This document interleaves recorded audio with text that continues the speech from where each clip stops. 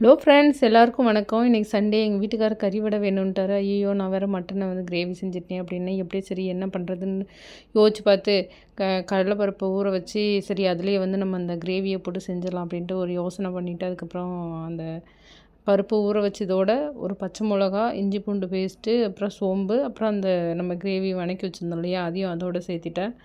நல்லா மிக்சியில் போட்டு அரையவே இல்லை. இது என்னடா வடைக்கு வந்த சோதனை அப்படின்னு நினச்சிட்டு கொஞ்சமாக எடுத்துகிட்டு நான் கொஞ்சம் அப்படி ஃபுல்லாக போட்டதுனால அது அரையில் போல் கறி அரையில் அப்படின்னு சொல்லிட்டு அதை கொஞ்சமாக எடுத்துகிட்டு அதுக்கப்புறம் தண்ணி சேர்த்தக்கூடாது, இருந்தாலும் சரி இது அரையிலையே அப்படின்னு சொல்லிட்டு தண்ணியை ஊற்றி இது பண்ணி அரைச்சி பார்த்தேன். அப்புறம் அரைஞ்சது. நம்ம பச்சையாக போட்டோம்னா அதே வந்து நம்ம மீட் வந்து அப்படியே பச்சையாக போட்டிருந்தோம்னா அது சரியாக அரையும். பட் வெந்துச்சா வேகலையான்னு தெரியாது, அது சீக்கிரம் கருகுன மாதிரி ஆகிடும். அதனால் நம்ம வந்து இப்படி வதக்கி போடுறதே பெஸ்ட்டுன்னு நினைக்கிறேன்.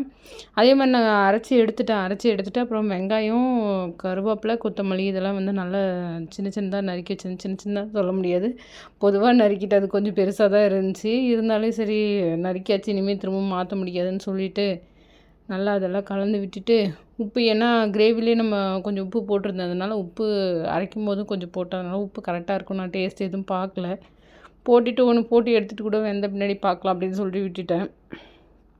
அதே மாதிரி வந்து அதை போட்டு எடுத்து பார்த்தா உப்பெல்லாம் கரெக்டாக இருந்துச்சு, எல்லாமே கரெக்டாக இருந்தது. கிரேவிலே வந்து நம்ம கிரேவி செய்யும்போதே வந்து மிளகா பொடி, அப்புறம் தனியா பொடி, அப்புறமா கரம் மசாலா, கறி மசாலா இதெல்லாம் நம்ம சேர்த்து போட்டு வணக்கிறதுனால வந்து அதில் வந்து அந்த டேஸ்ட்டும் அதிலே இருந்ததுனால நம்ம வேறு எதுவும் ஆட் பண்ணவே இல்லை. ஒரே ஒரு பச்சை மிளகா மட்டும்தான் அந்த காரத்துக்கு ஆட் பண்ணோம். வடையும் ரொம்ப டேஸ்ட்டாக வந்தது, பார்க்கவும் அழகாக இருந்தது. பசங்க இது பண்ணிகிட்டு இருக்கும்போதே சாப்பிட ஆரம்பிச்சிட்டாங்க. நல்லா அருமையாக இருந்துச்சு வடை. சரி அவருக்கு கொடுத்தா அவரும் டேஸ்ட் பண்ணார், அவரும் நல்லா இருக்குன்னு தான் சொன்னார். இதே நம்ம வந்து உருண்டை பிடிச்சி போட்டால் அது கோலா உருண்டை, நாங்கள் அப்படியே கறி வடையாக மாற்றிட்டோம். அந்த உருண்டையே வந்து நம்ம மட்டன் குழம்பு வச்சு அது உள்ளே போட்டால் என்ன கோலா உருண்டை குழம்பு, அவ்வளோதான். ஓகே ஃப்ரெண்ட்ஸ், வீடியோ பிடிச்சிருந்தா மறக்காமல் லைக் பண்ணி ஷேர் பண்ணி